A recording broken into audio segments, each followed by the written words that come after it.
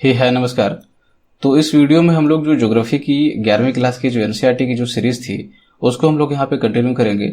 और इसमें हम लोग देखेंगे कि जो चट्टान होती है उसको सेल भी बोलते हैं, उसको उसके जो टाइप्स होते हैं और उसके साथ साथ जो इम्पोर्टेंट टॉपिक से रिलेटेड है, जैसे कि आपका बेंडिंग हो गया, आपका एक्सफोलिएशन हो गया, जो सेल चक्र होती है या फिर जिसको रॉक साइकिल बोलते हैं, ये सारी जो चीज़ें हैं उसको हम लोग यहाँ पे आज कवर करने की कोशिश करेंगे। ठीक है, आइए इसको देखते हैं।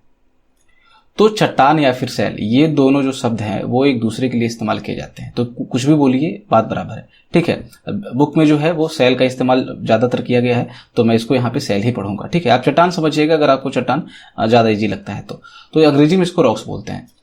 तो ये जो रॉक्स हैं या फिर जो चट्टाने हैं उसका जो निर्माण होता है वो एक या अधिक खनिजों के मिलने से होता है। अब खनिज क्या है क्या नहीं है वो मैंने आपको पिछले लेक्चर में भी बताया था, वो आप जाकर के वहाँ पे देख सकते हैं। ठीक है, तो बेसिकली ये समझिए कि जो चट्टानें होती हैं वो खनिजों या फिर मिनरल्स का जो है वो संयोजन होता है, कॉम्बिनेशन होता है। अब पृथ्वी की जो भूपर्पटी है जिसपे हम लोग रहते हैं वो भी जो है वो किससे निर्मित है? चट्टानों से निर्मित है, सेलों से निर्मित है। अब ये जो सेल है, लोगों को लगता है कि जो चट्टानें हैं वो सिर्फ और सिर्फ कठोर हो सकती है, वो टूटती नहीं होगी, ये सारी चीजें लोगों के दिमाग में होती है। पर नहीं, जो चट्टानें हैं वो कठोर भी हो सकती है, आपकी नरम भी हो सकती है, सॉफ्ट भी हो सकती है। और इसका जो कलर है वो डिफरेंट हो सकता है, कुछ काले रंग की हो सकती है, कुछ हरे रंग की हो सकती है, काफी कलर की हो सकती है वो। उदाहरण के लिए अगर आप देखें तो जो ग्रेनाइट है वो कठोर है, और जो सेल खड़ी है, जो सोप स्टोन है, वो नरम होती है, जो चट्टान है। वहीं जो ग्रेबो है वो काले रंग का होता है, और क्वार्टाजाइट जो है वो सफेद रंग का होता है। इसके साथ जो पेट्रोलॉजी है, जो रॉक्स का अध्ययन है, जो चट्टानों का अध्ययन करते हैं, जिस ब्रांच के अंतर्गत हम लोग, उसको हम लोग बोलते हैं पेट्रोलॉजी। ठीक है ना, तो पेट्रोलॉजी समझिए चट्टानों का अध्ययन। अब जो सेल है, चट्टानें हैं, वो कितने प्रकार की होती है? तो 3 प्रकार में इसको जनरली विभाजित किया जाता है। पहला है आपका आग्नेय चट्टान, दूसरा है अपसादी चट्टान, और तीसरा है कायांतरित चट्टान, igneous, sedimentary and metamorphic rock. ठीक है, एक एक करके इसको हम लोग देखते हैं। सबसे पहले आग्नेय चट्टान। तो होता क्या है कि जो पृथ्वी के अंदर जो एस्थनोस्फीयर में, मैंने आपको पहले भी बताया है, जो एस्थनोस्फीयर में है वो वहाँ पे जो चट्टानें हैं वो पिघली अवस्था में है, वो मैग्मा कहते हैं हम लोग उसको, जो मैग्मा चैम्बर है वहीं पे स्थित है। तो पृथ्वी के जो अंदर से जो मैग्मा या फिर लावा, दोनों में क्या अंतर है कि मैग्मा जो है धरातल के नीचे जब तक होता है उसको मैग्मा बोलते हैं, और जैसे उसके ऊपर आता है उसको हम लोग लावा बोलते हैं। तो मैग्मा या लावा जैसे ही पृथ्वी के बाहर आता है वो ठंडा होता है, और ठंडा होकर के ठोस हो जाता है। तो ये जो मैग्मा जब ठोस होता है तो इसी के कारण जो चट्टान बनेगा उसको हम लोग आग्नेय चट्टान बोलते हैं। यानी कि पृथ्वी के भीतर से स्थित जो मैग्मा होती है उसके ठंडे होने से निर्मित चट्टान को हम लोग आग्नेय चट्टान या फिर इग्नियस रॉक बोलते हैं। अब ये ठंडा होने और ठोस होने की जो प्रक्रिया होती है जरूरी नहीं है कि सतह के ऊपर हो, ये सतह के नीचे भी हो सकती है। जैसा कि मैंने आपको बताया था कि जो बैथोलिथ मैंने जब आपको पढ़ाया था, जो टोपोग्राफी मैंने आपको वहां पे बताया था कि बैथोलिथ बनता है, फाइकोलिथ बनता है, ये सारे सतह के नीचे बनता है मैग्मा के ठंडे होने के कारण ही। ठीक है, तो ये जो ठंडे होने की प्रक्रिया है ये पृथ्वी के सतह पे भी हो सकती है और सतह के नीचे भी हो सकती है, जरूरी नहीं है कि ऊपर ही हो। इसको जो है आग्नेय चट्टान को प्राथमिक चट्टान भी या फिर प्राथमिक सेल भी बोलते हैं। कारण क्या है कि इसके बाद जो चट्टान आएगी, जो अपसादी चट्टान है और जो आपका कायांतरित चट्टान है, ठीक है, वो दोनों चट्टान जो है इसी का एक बाई प्रोडक्ट आप इसको बोल सकते हैं, आग्नेय चट्टान से ही बनती है। ठीक है, इसीलिए इसको, चूंकि ये बाकी दोनों चट्टान भी इसी से बनेगी, पहले आपको यही चट्टान बनेगी आग्नेय चट्टान, उसके बाद ये दोनों चट्टान इसका प्रोडक्ट होगा, इसीलिए इसको प्राथमिक सेल या फिर प्राथमिक चट्टान बोलते हैं इसको। अब क्या है कि ये जो आग्नेय चट्टान होता है उसमें जो खनिजों के कणों का जो आकार होता है वो बड़ा होगा, छोटा होगा या फिर मध्यम आकार का होगा। ये इस बात पर निर्भर करता है कि ये जो मैग्मा है या ये जो पिघला हुआ पदार्थ है वो ठंडा जो है जल्दी होता है या धीरे धीरे होता है, इस बात पे वो निर्भर करेगा। यदि जो मैग्मा है वो गहराई में, अगर गहराई में होगा तो वो धीरे धीरे ठंडा होगा। यदि मैग्मा धीरे धीरे ठंडा होता है तो उसमें जो खनिजों के कणों का जो आकार है वो बड़ा होगा, वो जो ग्रेनुअल्स है, जो ग्रेन्स है वो बड़े होते हैं, या फिर इसको क्रिस्टल भी बोल सकते हैं। आपने नमक देखा होगा, आपने चीनी देखा होगा, तो जो दाना होता है, ठीक है ना, उसको क्रिस्टल्स भी बोलते हैं। ठीक है ना, उस चीज को। तो जब मैग्मा धीरे धीरे ठंडा हो तो कणों का आकार जो है वो बड़ा होगा। वहीं अगर ये अचानक और तीव्र गति से ठंडे हो जाए मैग्मा, जैसे सतह पे होता है, सतह पे अगर मैग्मा आता है तो वो तुरंत जो है वो ठंडा हो जाता है। जब अचानक एवं तीव्र गति से जब मैग्मा ठंडी होगी तो इसमें जो खनिजों के कणों का जो आकार होगा वो छोटा होगा और चिकना होगा, स्मूथ होगा। वहीं इसके जब बीच की कंडीशन पाई जाएगी, ना तो जल्दी ठंडा हो तुरंत और ना देर से ठंडा हो, कहीं बीच बीच में ये परिस्थिति स्थित हो, तो जो कणों का आकार होगा वो मध्यम आकार का होगा। इग्नियस रॉक का आप उदाहरण देख सकते हैं, जैसे ग्रेनाइट हो गया, ग्रेबो हो गया, पेग्मेटाइट हो गया, बेसाल्ट हो गया, ये सारे जो है वो आग्नेय चट्टान के प्रकार हैं। दूसरा है अपसादी चट्टान। अपसादी चट्टान क्या होता है कि या तो आग्नेय चट्टान या फिर जो कायांतरित चट्टान अभी देखेंगे हम लोग, या फिर खुद अपसादी चट्टान। ये चट्टानें पृथ्वी की सतह पे क्या होगी, जब किसी कारणवश टूट फूट जाएगी, ठीक है, टूटने फूटने के कारण विभाजित हो जाती है ये। और ये टूटने फूटने के कारण जो इसके कण होते हैं उनका वो एक जगह से दूसरी जगह परिवहित होगी, चाहे वो वायु के कारण हो, हवा के कारण, या फिर जल के कारण, या फिर किसी और भी कार्य के कारण ये उसका परिवहन होगा और एक जगह कहीं पे जाकर के इसका जमाव या फिर निक्षेप होता रहता है। तो धीरे धीरे क्या होगा, ये जो अवसाद होते हैं, जो कण होते हैं टूटे फूटे, उसको अवसाद बोलते हैं।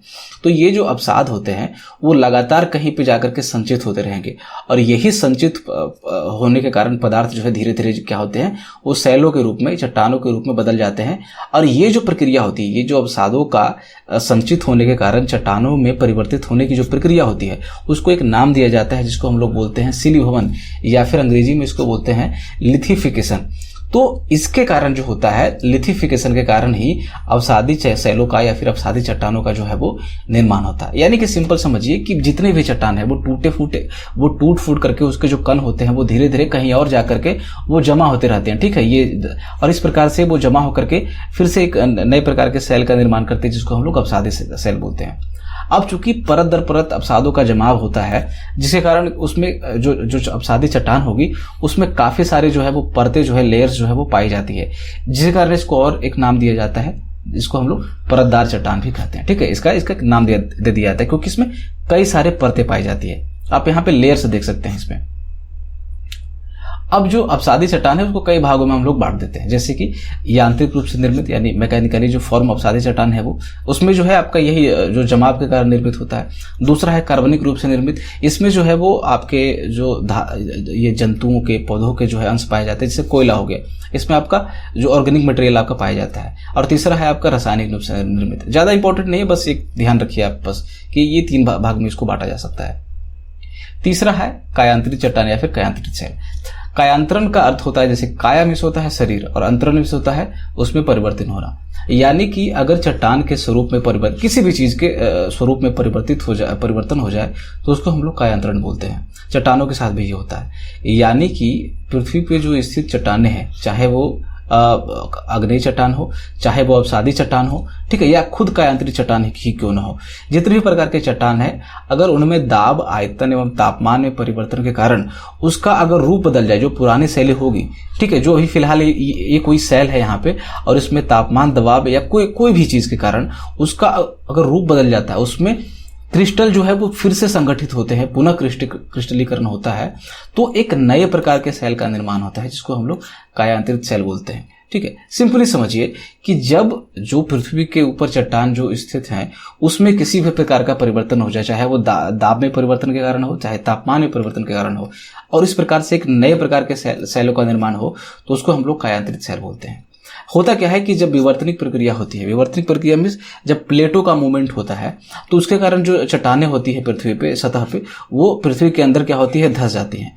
अब चूंकि जब पृथ्वी के अंदर धंस जाती है तो जो ऊपरी चट्टानों का दबाव है ये धंसी हुई चट्टानों पे, निचली चट्टानों पे काफी ज्यादा पड़ता है, जिसके कारण जो होता है इसका कायांतरण हो जाता है, मेटामॉर्फिज्म हो जाता है, ठीक है ना, और इसके कारण इसका रूप बदल जाता है। तो रूप बदलने के कारण जो चट्टानों का निर्माण हो उसको कायांतरित चट्टान बोलते हैं। अब ये जो कायांतरण है वो कई परिस्थितियों में हो सकता है, कई कंडीशन में हो सकता है। जैसे कि पहला तो मैंने आपको पिछले अभी जो बताया कि विवर्तनिक प्रक्रिया होगी, जो प्लेटों की प्रक्रिया होती है, उसके कारण चट्टानें जो है वो भूमिगत हो जाए। अब चट्टानें जो है वो सतह के नीचे तब धंस जाएगी तो ऊपर के चट्टानों का दबाव इतना ज्यादा हो जाएगा कि वो बदल जाती है, ठीक है। दूसरा है कि पृथ्वी के आंतरिक भाग का जो मैग्मा है वो ऊपर उठे और यहाँ पे जो चट्टानें स्थित है सतह पे उसके साथ संपर्क में आए, और जैसे ही मैग्मा इसके संपर्क में आएगी तो मैग्मा का तापमान इतना ज्यादा होता है कि फिर से ये पिघलेगी और इसमें जो है फिर से क्रिस्टलीकरण हो जाएगा, या फिर पुनः जो है इसका संगठन होगा चट्टानों का, और ये नए प्रकार के उसका जो स्वरूप है वो परिवर्तित हो जाएगा और कायांतरण इसमें हो जाएगा, ठीक है ना। तो इसके कारण हो सकता है कि मैग्मा उसके संपर्क में आ जाए। और तीसरा है कि जब ऊपरी सेलों जब जो ऊपर की सेलें होती है वो अपने निचले सेलों पे काफी अधिक जो है वो दबाव डाले, तो उसके कारण भी कायांतरण हो सकता है। अब इसके आधार पर कायांतरण के जो प्रकार होते हैं, जो मेटामॉर्फिज्म के जो टाइप्स है उसको उसमें बांटा गया है। दो टाइप्स बेसिकली इसके होते हैं। पहला है गतिशील कायांतरण और दूसरा है उष्मीय कायांतरण। अब उष्मीय कायांतरण को भी दो भागों में बांटा जाता है, संपर्क कायांतरण और प्रादेशिक कायांतरण। इसको भी देखते हैं हम लोग एक एक करके। अब ये जो गतिशील कायांतरण है वो क्या है कि जो वास्तविक सेल होती है, जो मूल सेल होती है जिसका कायांतरण होगा, ठीक है, वो सेलें अगर टूटने फूटने के कारण वो फिर से संगठित हो, यानी कि उसमें गति हो, टूटे फूटे और फिर से वो संगठित हो जाए, तो वो जो कायांतरण होती है उसको हम लोग बोलते हैं गतिशील कायांतरण, यानी डायनामिक मेटामॉर्फिज्म। उष्मीय कायांतरण क्या होता है? सिंपल सी बात है, उष्मीय का मतलब तापमान से होना चाहिए ये, ठीक है। तो तापमान में परिवर्तन के फलस्वरूप अगर सेलों का पुनः क्रिस्टलीकरण होता है या फिर उसका कायांतरण होता है तो उसको हम लोग बोलते हैं उष्मीय कायांतरण। अब ये जो उष्मीय कायांतरण है वो दो प्रकार की होती है। पहला है संपर्क कायांतरण।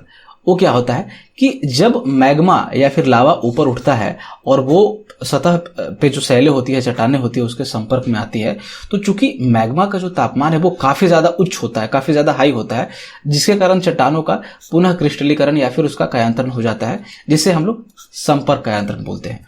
और दूसरा है इसी में जो उष्मीय कायांतरण है उसमें है प्रादेशिक कायांतरण। ये क्या होता है कि या तो उच्च तापमान के कारण या फिर दबाव के कारण या इन दोनों के कारण अगर सेलों में जो है विकृति उत्पन्न हो जाए, उसका उसमें वो बदल जाए, उसका जो प्रॉपर्टी है, उसका जो गुण है वो बदल जाए, तो उसमें फिर से क्या होता है, क्रिस्टलीकरण हो जाता है। इसको हम लोग प्रादेशिक कायांतरण बोलते हैं। क्रिस्टलीकरण का क्या मतलब है कि उसके जो क्रिस्टल्स होंगे, उसके जो दाने होंगे, वो फिर से जो है नए तौर पर संगठित हो, उसको हम लोग क्रिस्टलीकरण बोलते हैं, ठीक है। तो ये सारे कायांतरण के 4 प्रकार हो गए। अब कायांतरण में 2-3 टर्म है वो इंपॉर्टेंट है, जैसे कि पत्रण या फिर रेखांकन, फोलिएशन इसको बोलते हैं अंग्रेजी में, या फिर लिनिएशन। अब क्या होता है कि जब कायांतरण हो रहा होता है चट्टानों में, तो उसके कारण क्या होता है कि इन चट्टानों में स्थित, मैंने आपको क्या बताया था, जो चट्टान होती है वो खनिजों का कॉम्बिनेशन होता है, जो खनिजों के मिलने से बनता है, 2 या 2 से अधिक खनिजों के। तो इसमें जो खनिजें होती है वो कभी कभी क्या होती है इस कायांतरण की प्रक्रिया में कि ये लाइन्स के रूप में, रेखाओं के रूप में या फिर सतहों के रूप में व्यवस्थित हो जाती है। खनिजों के इस व्यवस्था को या फिर ये लाइंस के रूप में या फिर सतहों के रूप में जो व्यवस्थित होती है, इस व्यवस्था को जो है पत्रण या फिर रेखांकन बोलते हैं। आप देख सकते हैं ये जो चट्टान है इसमें इस तरह के जो है वो लेयर्स के रूप में, सतह के रूप में जो है ये खनिज व्यवस्थित हो गए हैं। इसको हम लोग फोलिएशन या फिर पत्रण बोलते हैं। अब बैंडिंग क्या है? बैंडिंग भी इसी प्रकार की चीज है, लगभग सेम चीज ही होता है। ये होता क्या है कि कभी कभी जो होता है ये जो खनिज होते हैं वो उसके जो कण है वो पतली से मोटी सतह में इस प्रकार व्यवस्थित हो जाते हैं कि वो हल्के और गहरे रंगों में दिखाई पड़ेंगे, लाइट और डार्क शेड में वो दिखाई पड़ते हैं। ऐसी व्यवस्था को, ऐसी संरचना को जो है वो बैंडिंग कहा जाता है। इसमें देखिए कि यहाँ पे जो है आपका लाइट शेड में सफेद दिखाई दे रहा है, यहाँ पे आपका डार्क दिखाई दे रहा है। तो ये जो संरचना होती है कायांतरण के दौरान, जब सेलों में ये संरचना बनती है, उसको हम लोग जो है बैंडिंग बोलते हैं। और जिन चट्टानों में जो है वो बैंडिंग की प्रक्रिया होगी उसको हम लोग बैंडेड सेल बोलते हैं। इस सेल को हम लोग बैंडेड सेल भी बोल सकते हैं, ठीक है। इस तरह की चीजें। अब कायांतरित अगर चट्टानों के प्रकार के बारे में अगर हम लोग देखें तो 2 प्रकार में इसको हम लोग, जो मेटामॉर्फिक रॉक है या फिर कायांतरित सेल है, उसको हम लोग 2 भागों में बांट सकते हैं। एक तो जिसमें कायांतरण हुआ हो, फोलिएशन हुआ हो, उसको हम लोग बोलते हैं पत्रित सेल, और जिसमें कायांतरण नहीं हुआ हो यानी कि अपत्रित सेल। तो 2 भागों में इसको हम लोग बांटते हैं। अगर कायांतरित चट्टानों का आपको उदाहरण देखना है एग्जांपल्स के रूप में, तो संगमरमर हो गया, स्लेट हो गया, साइनाइट हो गया, ग्रेनाइट हो गया, क्वार्टेजाइट हो गया, क्वार्टेज हो गया।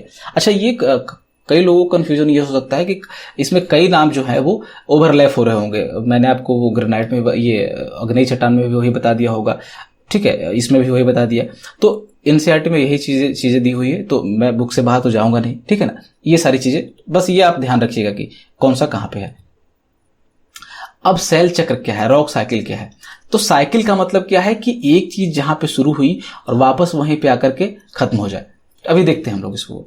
तो ये जो सेल चक्र है, रॉक साइकिल है, एक कंटिन्यूअस प्रोसेस है जिसमें जो पुरानी सेलें हैं वो उसका रूप बदलता है और फिर वो नए रूप धारण करती रहती है। होता क्या है कि जो चट्टानें होती हैं उसका एक गुण है कि वो अपने ओरिजिनल रूप में, मूल रूप में जो है वो काफी अधिक समय तक रहेगी नहीं, वो धीरे धीरे उसमें बदलाव होता रहेगा समय के अनुसार। तो इसमें समय के अनुसार जो है वो परिवर्तन होता रहता है और पुरानी सेलें वो नए रूप में बदलती रहती है, ठीक है। जैसे कि आग्नेय जो चट्टान होती है वो प्राथमिक चट्टान है, प्राथमिक शैल है। क्यों? क्योंकि जो अन्य शैल है या फिर अवसादी हो या कायांतरित हो वो आग्नेय चट्टानों से ही निर्मित होती है, इसीलिए इसको प्राथमिक शैल बोलते हैं। ठीक है। अब आग्नेय चट्टान क्या होती है कि अगर आग्नेय चट्टानों का दबाव और तापमान के कारण रूप बदल जाए तो वो कायांतरित चट्टान में बदल जाएगा।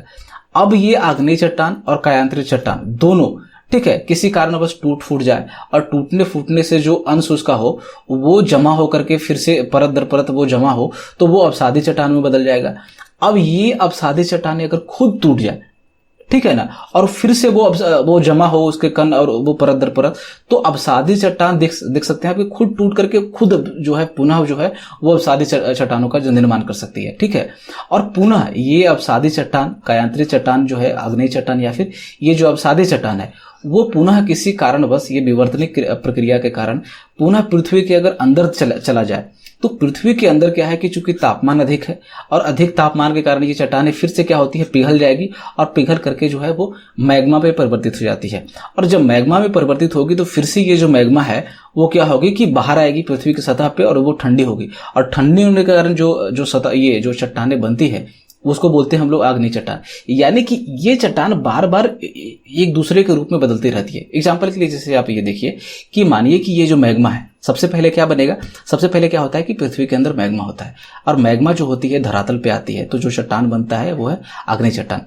अब ये आग्नेय चट्टान किसी कारण बस पृथ्वी के अंदर दब जाए या उसमें दबाव पड़े या फिर उसका तापमान में परिवर्तित होने के कारण चट्टानों के गुण में परिवर्तित होकर के फिर से कायांतरित जो चट्टान है वो उसमें परिवर्तित हो सकती है। अब ये या फिर ये जो आग्नेय चट्टान है वो टूटे फूटे और उसके जो कण होते हैं वो धीरे धीरे परत दर परत जमा होने के कारण नई प्रकार की चट्टान, अवसादी चट्टान बन सकती है। अब ये खुद अवसादी चट्टान जो है उसके तापमान और ये उस पे तापमान और दबाव की जब प्रक्रिया होती है तो वो खुद जो है वो कायांतरित सेलों में बदल सकती है। अब ये सारे जो चट्टान है वो फिर से अगर पृथ्वी के भीतर भूमिगत हो जाए तो फिर से वो अग्नि चट्टान बन सकती है और ये अग्नि चट्टान फिर से इस तरह से। तो इस तरह से क्या होता है कि एक चक्र का निर्माण होता है, एक साइकिल का निर्माण होता है जिसको हम लोग शैल चक्र बोलते हैं। ठीक है, ये था तो ये था आज का लेक्चर। आई होप आपको अच्छा लगा होगा। तो thank you very much, thanks for watching, thank you. अगर ये वीडियो अच्छा लगा तो इसे लाइक करें, हमसे जुड़ने के लिए हमारे इस चैनल को सब्सक्राइब करें और इस घंटे वाले बटन को जरूर दबाएं ताकि जो भी वीडियो इस चैनल पे अपलोड हो वो सीधे आप तक पहुंच सके। और इस वीडियो को ज़्यादा से ज़्यादा शेयर करें ताकि अन्य विद्यार्थियों को भी इससे फ़ायदा पहुंच सके।